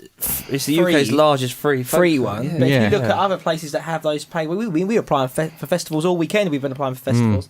There are some huge folk I think, festivals. I Yeah. think because I think folk is probably the friendliest. Really, I think everyone very- gets behind it, isn't it? It's Well, more, I mean- as a scene, it's huge because So someday, Yeah. if you organise a day, you play, and you'd see kids dancing around the front and get families and stuff. It's a very inclusive thing. It's not difficult to get into. It's quite It's not difficult to listen to. yeah, family friendly as well. Isn't Yeah, it? that's most, right. Most of it. yeah. Some of Lot it. of Apart from yeah. the stuff about murders Hanging in the and- night. Yeah, there is some stuff. There's there's a few songs. As I was listening to one the other day, it was called "The Oyster Girl," and the bloke was going to Lovely. buy her oyster, and Oh, wow. after a few verses, there's I nothing thought, there. Yeah. I think I know what you're trying to say now, and it absolutely was that, and it was really smutty, And some of them sea shanties, they've changed the words because they were so X-rated that you couldn't possibly, it's things like frigging in the rigging and things like that. Frigging in the rigging. Well, they That's did. like Carry On films.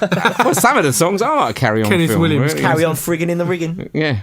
Frigging in the rigging because there was fuck all else to do. I mean, that's the lines from the song, And some of the songs were changed, like Maid of Amsterdam and songs like that have changed into Red Rosy Cheeks. And it's about a prostitute, So, so a lot of folk clubs, they will try and find the original songs and stuff.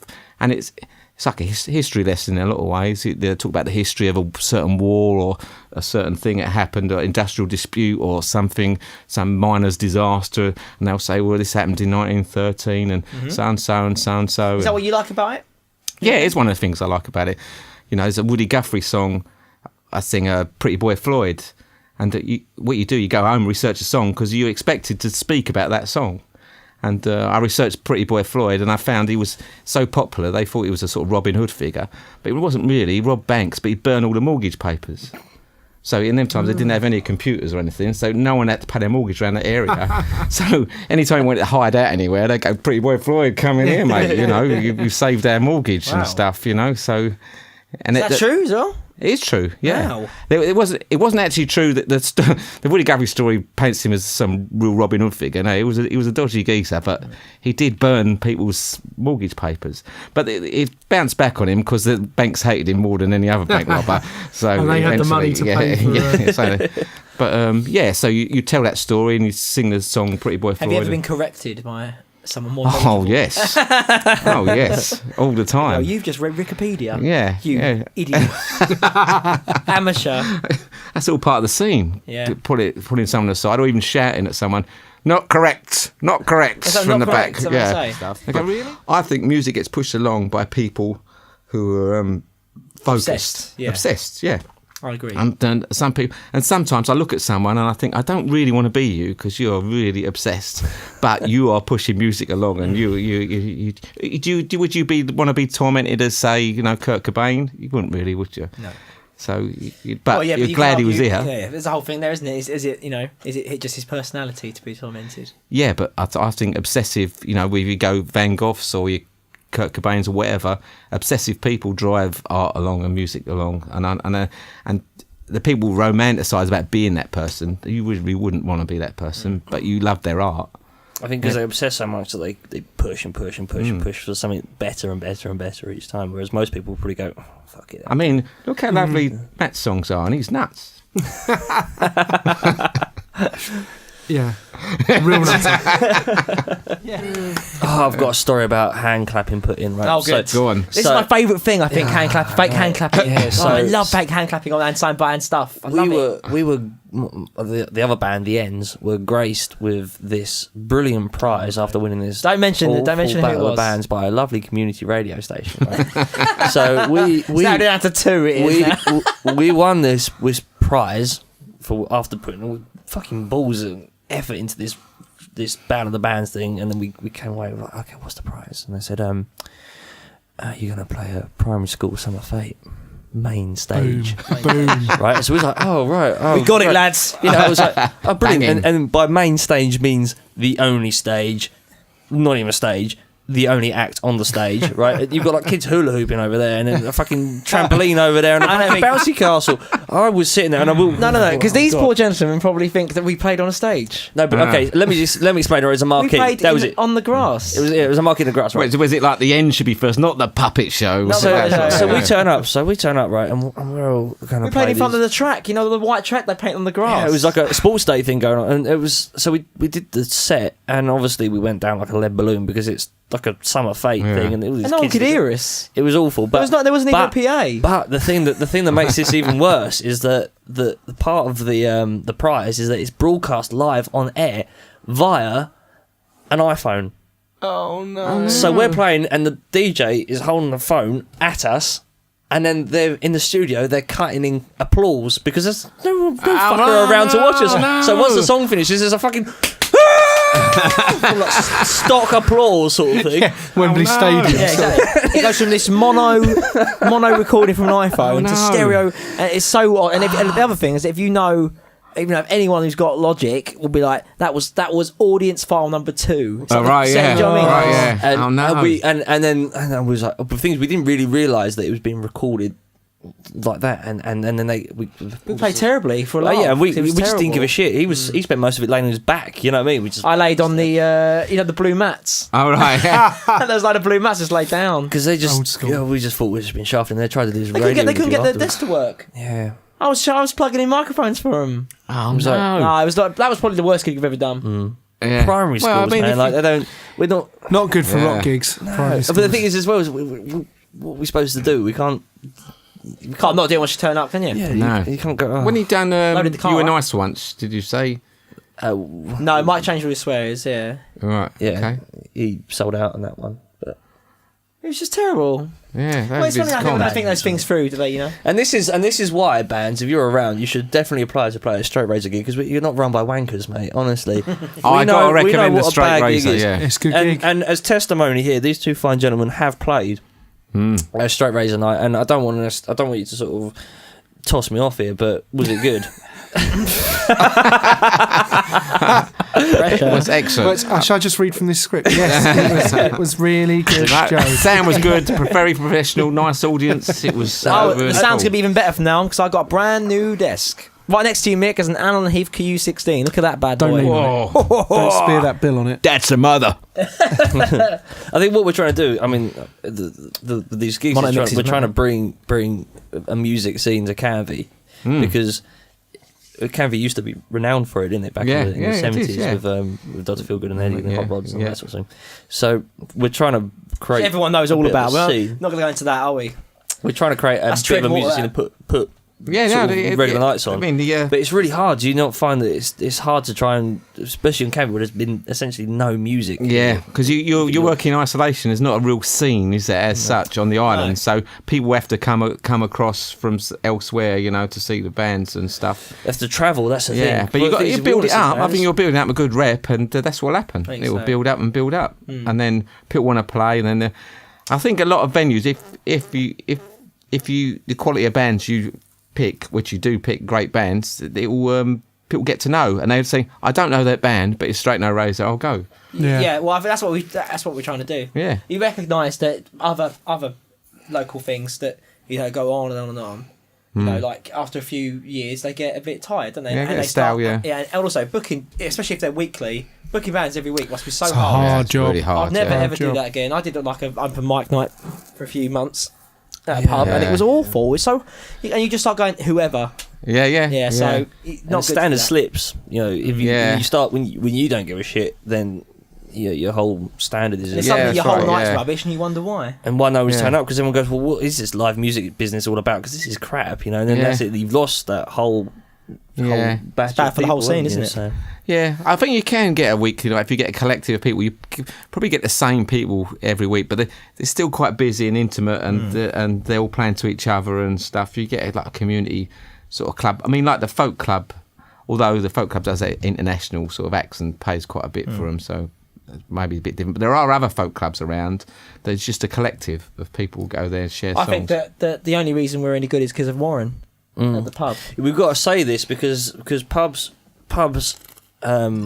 generally get it or they don't. Do you find that they either really get mostly get don't. the music? And mostly don't. Yeah, but they want it. Yeah, they don't get it, but they want it. Yeah, but not too loud. Yeah, we want it, but that's too no loud. sound checks. And not a couple more covers. Can we have more covers, please? Yeah, but we've really fallen on our feet putting these nights on that Haystack. It's just the guy Warren who runs it. He really knows. He's been in bands. And he knows what it's all about. He knows a deal that what you put into it is what you get back, and he knows it's a thing you have to build. Yeah, that's right. So, I mean, we can't praise him enough, can we? No. Really? Wouldn't be nearly as good. It's the only venue we could do it in, I think. That and the That's Railway. good venue as well. You could do it in the Railway too, because they'd also get that. I think They would, yeah. I don't imagine the Railway. I don't imagine Dave Offey would ever go. He didn't bring enough people. I could never even hear him saying that. Yeah. And Warren wouldn't say that either. So it's good. Yeah, and he just he's willing to put a bit of cash in. He's willing to.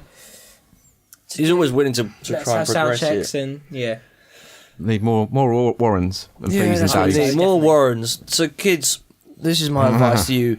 Get a band together, get some rehearsals, call us for a gig, and then when you get a good idea, find a pub manager that knows what he's talking about. That's the future. And own your own PA. Get a fucking That's PA as well. helpful. That's always useful, yeah.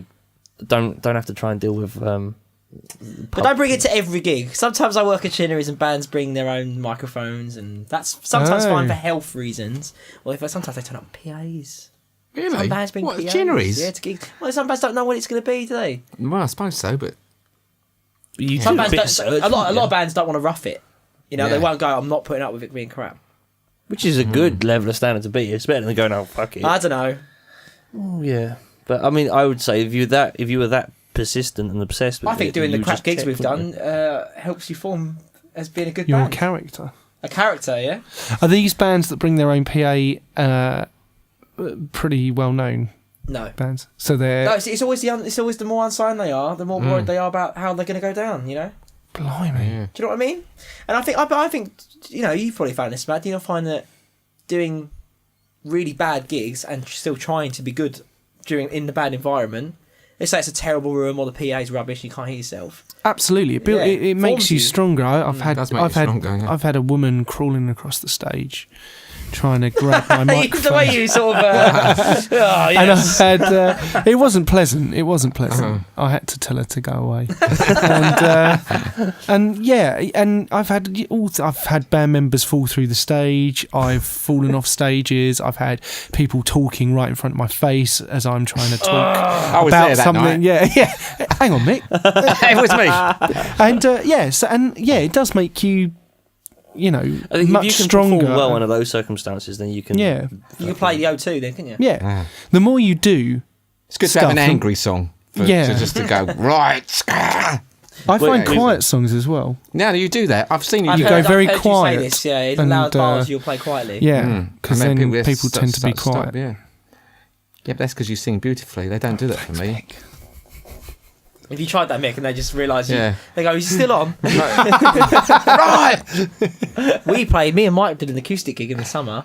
I won't mention where it was or who it was for, but it was during the World Cup. But it was maybe the year before last or what it was, and they just put the football on while we're on.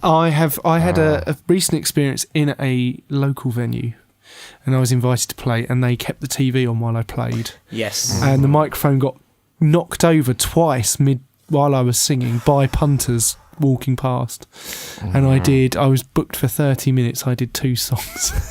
Good. And I'd brought 2 colleagues along to come play, and I said to them, I'm not just going to have you on. And they were like, you know what? Yeah. We're seeing what's happening. We don't want to go on that stage either. After we're done recording, I want you to tell me exactly where. Was it a payer? Did they pay you as well? Do you know what? It wasn't a payer, and I've never gone back there. Right. I think because I of know that. where this is. It's probably the same place you were. The football. We'll chat. Right, cut a minute. Yeah. Blackout. Yeah, they like put the football on. It was like with the audio. With the audio? Yeah, Blimey.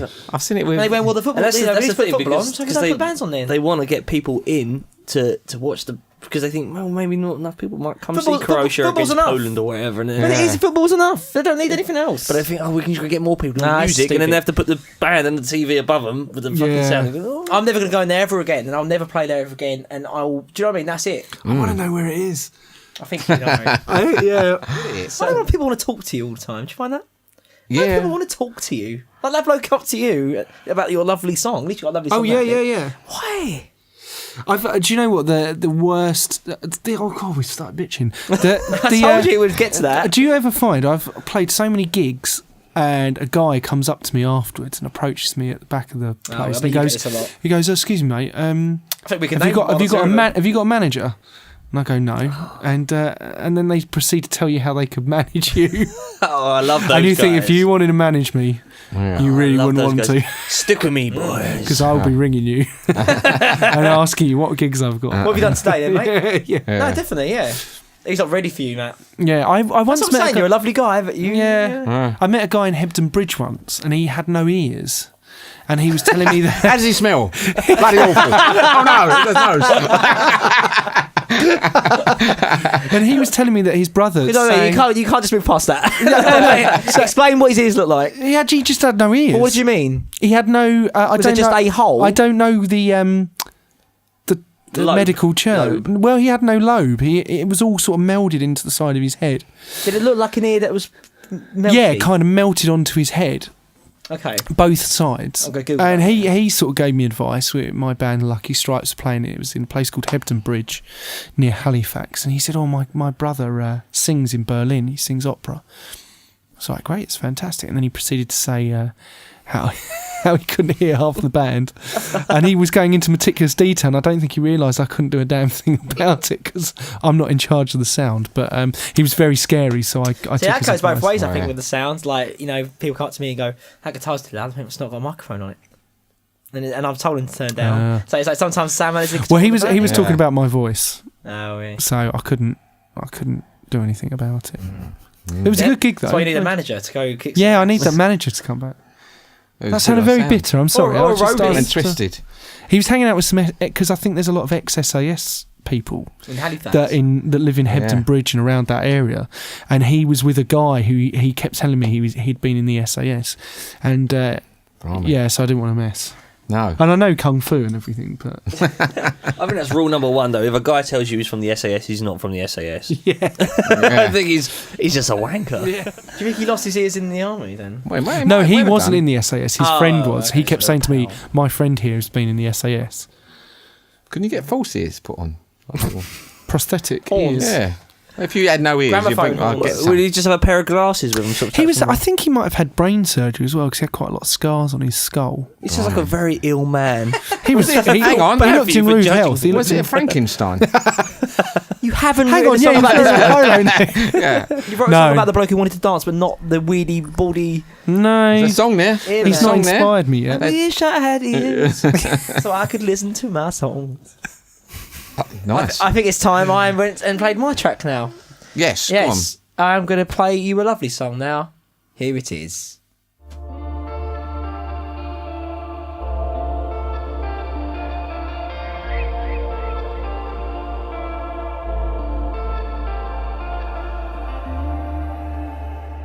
You can form a path running to the light.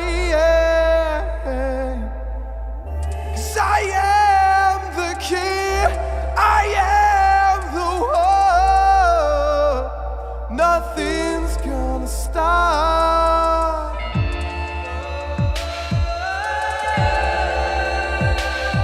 These walls begin to cave in.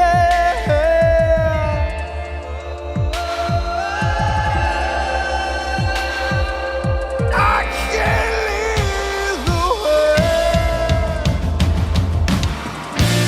All the frustration proves taking over my life. No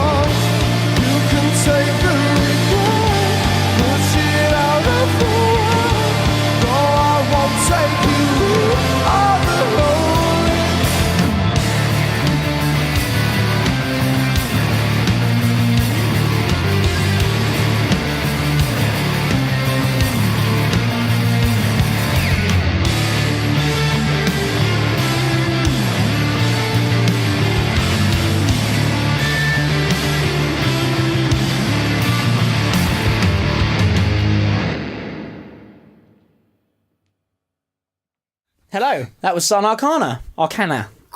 I don't know how to say it. But Arcana. I, if I'm honest, I picked that for techie reasons. Doesn't it sound good? It looks sound. great and it sounds great. Do they And, play round here? I've never heard of them. I've heard of them, yeah, but I've just never seen them play. I've never seen them play around here, to be fair. I recognise them all as local boys, though. Right. And I picked that because it was recorded at the Broom Cupboard by Reese Broomfield, and it sounds brilliant. And I really big sound. think he did a good job of that mix and recording, so I'm really into that.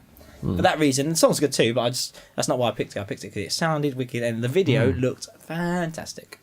So yeah, good band, check them out. Good riffs. So when you listen to a song, I cannot escape the recording. yeah, I mean, Really? what is the thing? What is the clincher? What makes you want it? Is it the sound of the It drums, has to be or is it the such a guitar? good song for me to not listen to the production. And when you choose a song on production values, what is it that gets you? Is it Good question. That's a good question. That's impossible to ask though, because it's just It's like so sound many on sound. factors. It's sound on sound is my boy. It's my magazine.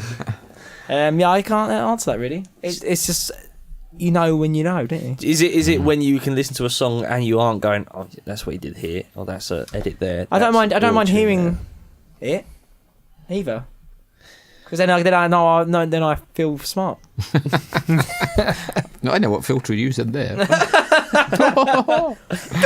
It's where you get your kicks. I'm really boring, aren't I? Oh no, it takes all sorts. We need nerds. Yeah, nerds are good. Nerds make your records. Yeah, that's right. Nerds You are should cool. wear a white lab coat when you record things. Yeah. The Song Doctor. Phantom of the Opera. Right, brilliant. Let's talk about David Bowie. I think we should talk about David Bowie now. As much Okay. as I don't think... Well, we did touch on it a bit earlier But on, let's didn't we? properly go there. David Bowie, do you care? No, I'm joking. I don't want you to answer that question. So no. basically, I am like the Cole Pilkington of the movie and game world. I don't know. David Bowie, Joe. Yeah, but I couldn't really tell you a song by him. Name me a David Bowie song. Rebel. Yeah, that's the one. Yeah, that's the first thing that came to my mind. Ever. Genie. Partly, the thing is, this is an unfair What about question because I've heard. Fame? I've not. No, I don't know that one. You do that all day today, but I still can't tell you. I've been doing that all week. That riff was written by one of the JBs. Oh yeah. Fame. Okay. Fame.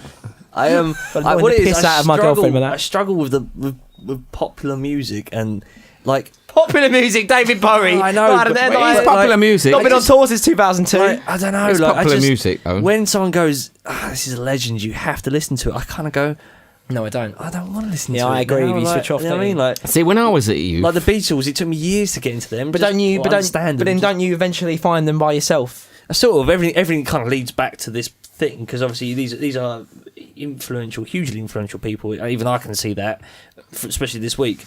But you know, growing up, it's like, what do I have to well, listen when to I was now? a youth, because obviously, and like Sevs and stuff, it was sacrilege not to like him, and so I just Was he pretended. charting then? Yeah, it was. Yeah? Yeah, So he was Charting like all the time. Yeah, the Ashes biggest to artist in Ashes the and world. all those. So that's the thing. It was more common. Whereas me growing up, I would have had to go out and probably. Well, Let's actively Dance search. number I one. agree. Yeah, Let's but Dance was number I don't one. know, Was I it? wouldn't It was know. right up there anyway. But, I think that was 1983, though, wasn't it? Yeah, that was later on, but all his lot of his singles charted. You I know, always get a quite bit commercial mixed up with the success. theatre of it all as well. Like I'm not. Well- I don't really buy into the. Ignore some of the stuff is all the rubbish. The Ziggy- orange wig and the. Well, eye patch. I don't mind dressing up, but keep dressing up as someone. This week I'm Ziggy. I'm Thin White Duke. This week it's not for me. But it was sacrilege to say you didn't like Bowie in them days. It's only as I got older I think I can say it if I don't really like it. Really, No, you can't. Matt here is a fan. Not this week. So I feel like we should give him a chance. I don't think I don't think I am. Oh shit! I've got to. No, I mean, I think like you, Joe. I think there are certain artists in the world that are so pervading that you kind of don't have to.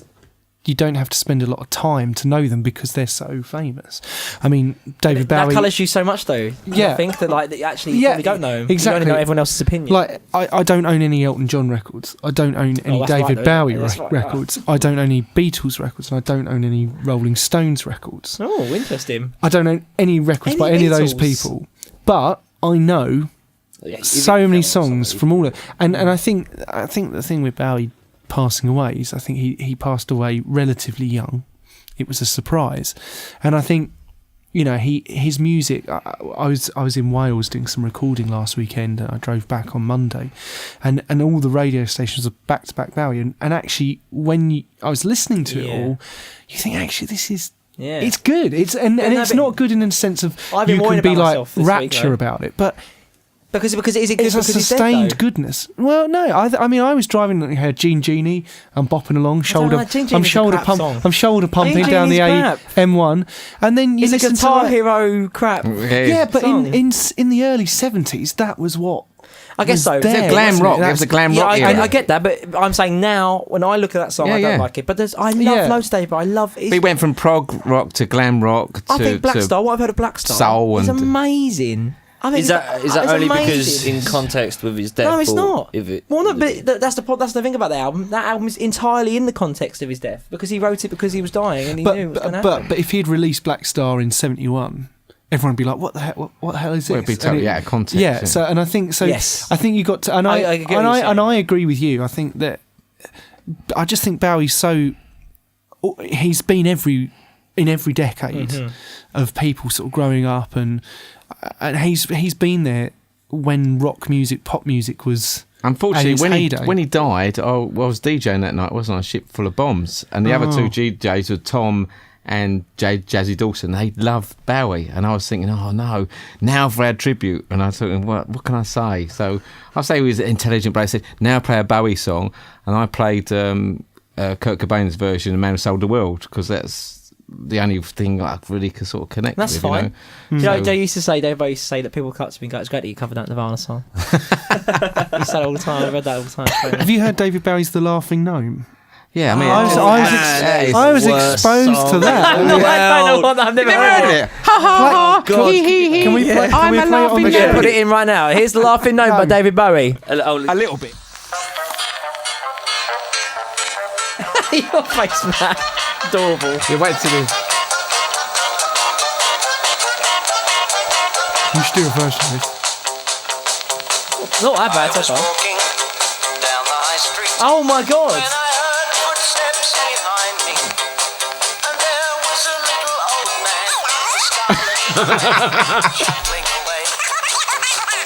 This is sacrilege, isn't it? this is going to get us dislikes. No.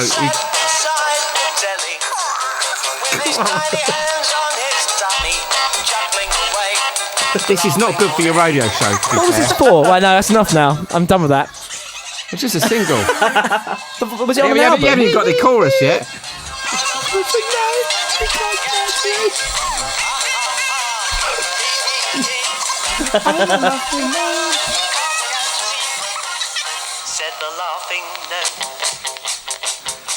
I'll tell you what was funny. Someone trolled someone on Facebook. They had this long diatribe about Bowie and how great and affected my life. I can't listen to Black Star because I'm crying. And someone went, "What about Laughing Gnome?" and he went, "And what?" Like, loads of exclamation mark. He goes, and the bloke replied, "Lest we forget." Lest we forget. That's a bit harsh though, because you could go Paul McCartney, you could go and Frog Song, or I don't like Paul all the other McCartney, crap so- song. And I think this is the thing, because like David Bowie has been producing music for So long, 40 years. there's going to be some shit in there. And like, if we are doing that for 40 years, when are we going to make our bad decisions? Was that for an animated children's No, film? that's just a for real. single. I've only Mick's got it on 7-inch. Yeah. I've only ever heard that song on Adam and Joe show, and they used to do it as a laugh. I never realised it was David Bowie's song. Really? Now you know. I know. Now you know. Education there, and don't dislike this. I was walking down the high street. The ends could do it. No, I don't think we could. I'm a laughing gnome and you can't catch me. I wonder why. I mean, that's the thing. Why? Was there some sort of drug? Yeah, that's But again, context. it's a context Context. thing, because in the 70s, they were probably all digging the whole Gnome gnome rock, wasn't Laughing it? Gnome rock. That like- big scene. Yeah, if you get like an alter ego in a song, and Is it just about making it as weird as possible? yeah, I And it imagine doesn't so. matter if it's good. Well, the thing is, though, if you can look at it. Like, I mean, Led Zeppelin were writing songs about the Hobbit. You know what I mean? Yeah. Like, I mean, Yeah, but no one plays that shit. No, I'm not joking. But Okay, so we know we're going to start with Bowie and fucking Led Zeppelin. No, Okay, but my let's carry on now. point is that but it's fine to recognise that Yeah, but you can love someone, they can have crap. That's fine. Wilco said rock and roll's not about gnomes and elves. That's for girls. Brian Eno and all that nonsense. Yeah. Brian Eno. I think it's fine for someone to be like David Bowie has got some crap. Well, he has, but that's fine. But this is a very unusual cross section, really. People love him, so you know. No, but I do love him. I'm in the minority most of the time, so but you're the only one really out this group of people, which is really unusual. I think that you'd be hard pushed to say that like something like Fame is a bad song. No, I mean, It was on the Pretty Woman soundtrack, wasn't it, Fame? That's how I got introduced to it. Yeah, but the lyrics are not that much, and the riff was written by one of the JBs who was in James Brown's band, and James Brown's version, Woman, that came out later, was a better song in my opinion, using that riff. So I only brought it up because I thought we'd be sad and crying, and that's gone wrong. well, I don't know how you're going to edit this because it's not going to go down well. Let's put some cheery music underneath it. Put Laughing Gnome on. You could invite the Laughing Gnome on as a special guest. like a little animated gnome. Ooh, what's that, Mr. Gnome? The worst thing you ever did? You're glad he's gone? Oh dear. I mean, I think for what it's worth, I think Bowie, he wrote some great songs, and in a pop genre, it's what character as well? incredible. See how much he's brought people together in the last week. I mean, this is And I think people, an artist, Attach a celebrity, themselves. a singer, It's an element a of childhood, politician, isn't it? whoever, they are linked intrinsically to, and for And David Bowie's the best at that because you thought he'd never die. Exactly, yeah. You don't think of him as a human being. Yeah. That's why it's sad when pop stars die, because they're not human. yeah.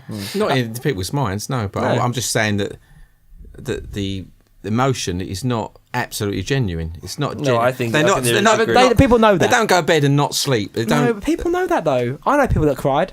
I've been around people that Yeah, get but teary. I mean, a lot of people cried over lots of things, like Spilled Lady milk. Diana, spilled milk. your last EP, And mate. it's just not. Thanks, Joe. It's taking up valuable space in my hard drive. Yeah. Carry on, Mick. Well, people. Well, I don't want to. I want to diss people too much. It's not.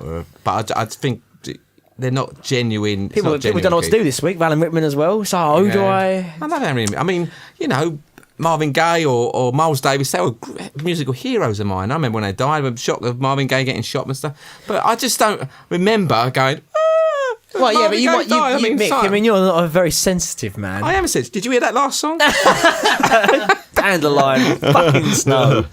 Is it because you're just tough, Mick? Mick is I'm tough. not. I I'm think not. you're tough. You kill rats. Do you? Rats. Mice. Not with your bare hands. You throw a mice out, you just throw it out the back door, you just throw it. Oh, he smashed one against the wall, didn't you? Yeah, but I was trying to save it. Ah! From my cats. Save it I was from trying to You save. kill creatures. No, You don't like No. David Bowie and you're killing mice. No, that's a different thing altogether. My you edit cats this bring down. them in. My cats Do bring you them also in. refuse to use indicators as well?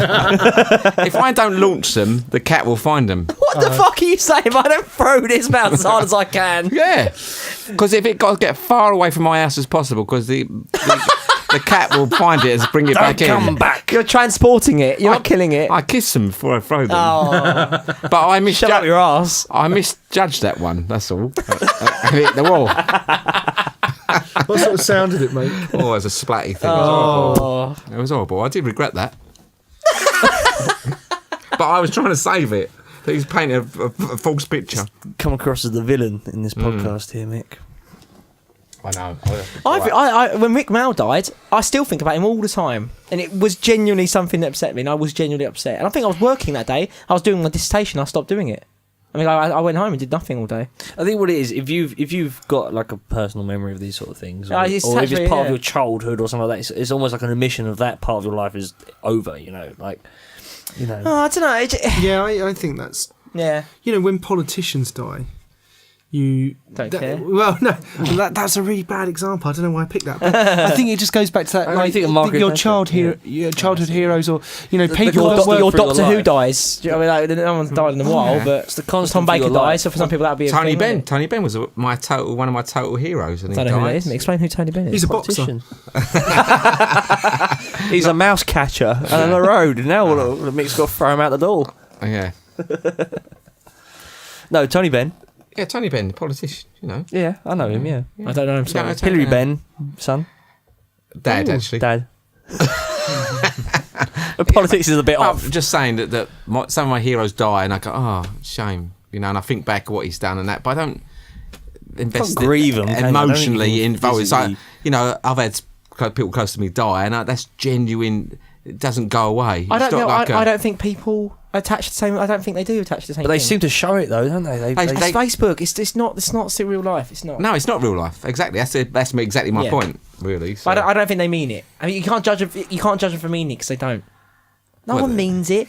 Yeah, but they physically say, oh, I've cried, I was upset, I can't do this, I can't do that. I mean, you know, I'm coming across as a very hard I think it's something. person. Yeah, are. I think You so. are. I think you will because it is because for some people just aren't you.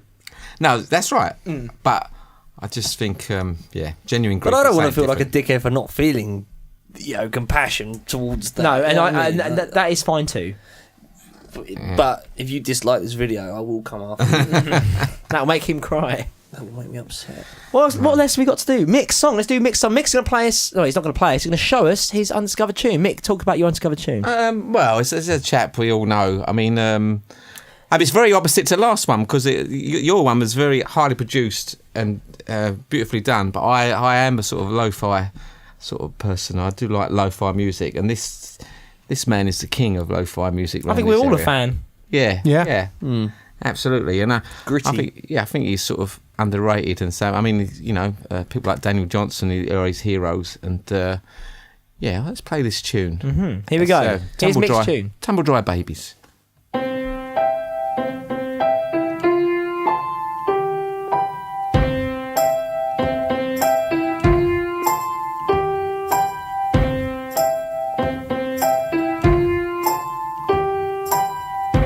I'm in love with your wandering eyes, wandering eyes. I wish they were mine.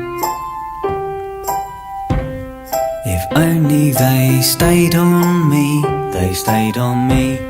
I wish you were blind. Instead of having those Marty Feldman eyes, instead of having those Marty Feldman eyes, instead of having those Marty Feldman eyes, instead of having those Marty Feldman eyes, instead of having those Marty Feldman eyes, instead of having those Marty Feldman eyes, instead of having those Marty Feldman eyes, instead of having those Marty Feldman eyes, instead of having those Marty Feldman eyes, instead of having those Marty Feldman eyes, instead of having those Marty Feldman eyes, instead of having those Marty Feldman eyes, instead of having those Marty Feldman eyes, instead of having those Marty Feldman eyes, instead of having those Marty Feldman eyes, instead of having those Marty Feldman eyes.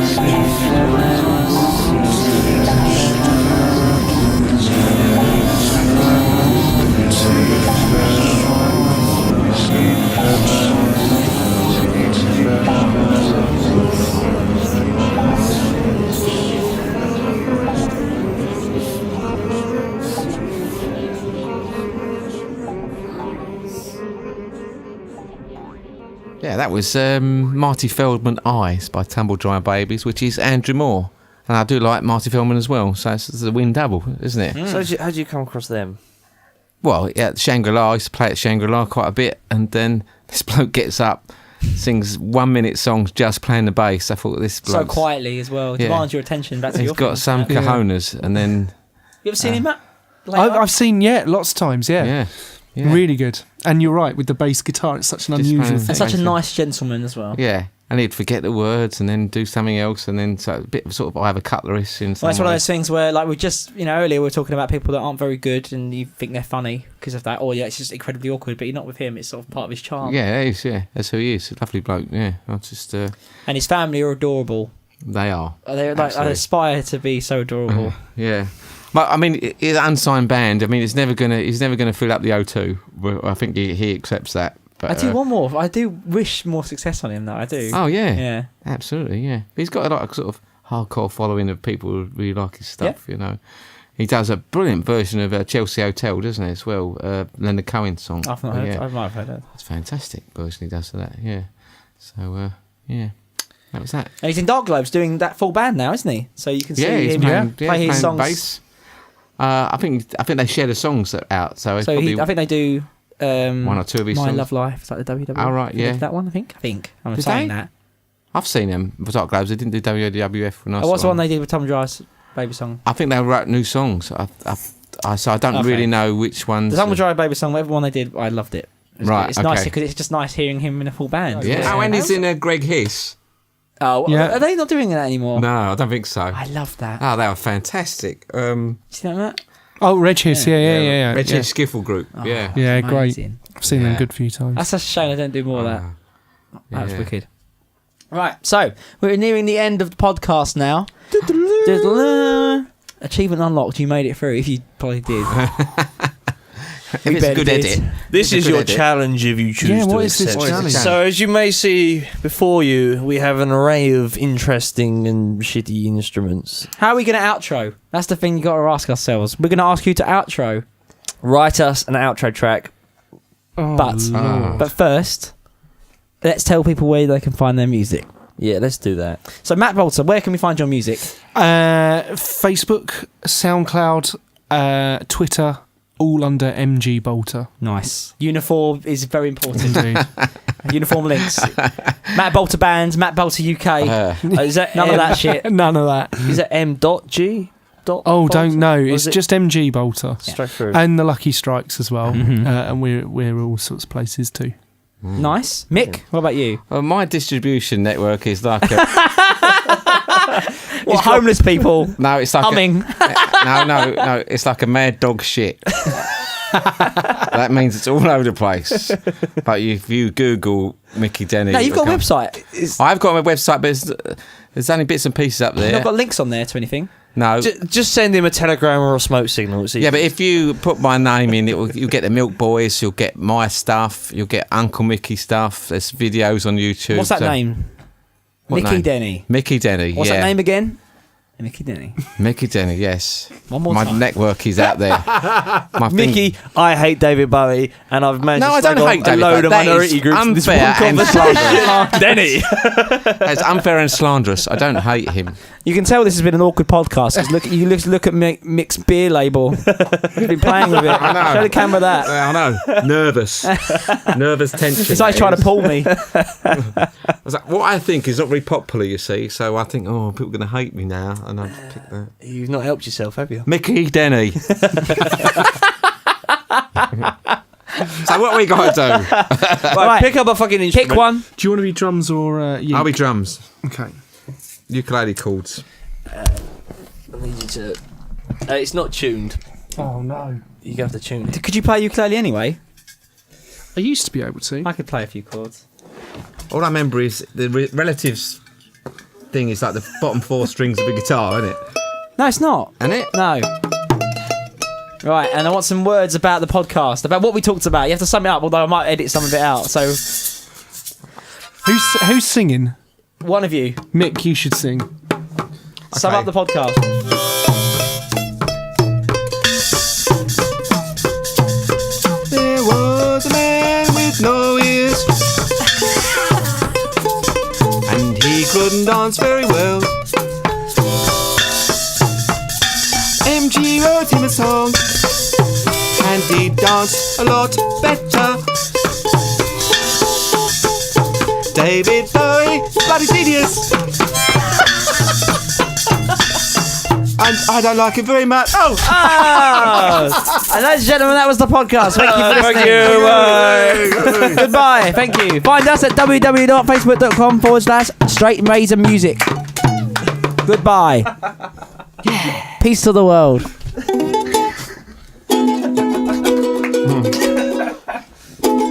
We did it. I think it was Andrew Mill style.